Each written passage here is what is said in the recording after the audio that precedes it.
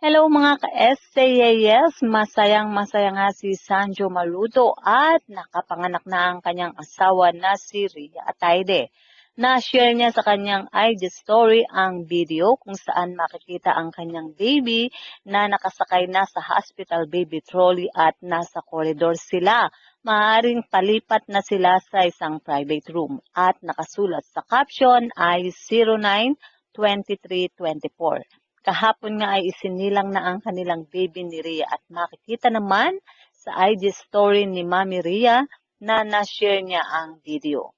At kung masayang-masaya nga si Sanjo, mas masayang-masaya ang first-time lola ng award-winning actress na si Miss Sylvia Sanchez. At talagang halos napasigaw ito ng Lola na Ako Yahoo. Ito ay ipinost niya rin sa kanyang IG at ito na talaga ang matagal na pinagdarasal ni Sylvia Sanchez na siya nga ay magkaapo na at talagang sinabi niya na mai-spoil sa kanya ang kanyang magiging unang apo.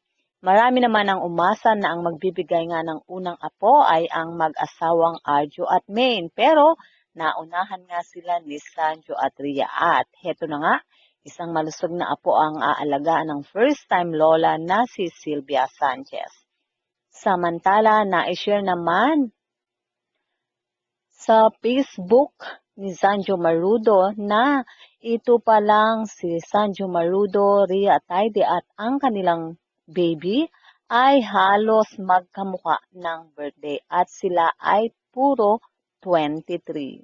So mga ka-SCAS, yan nga po ang ating balitaan.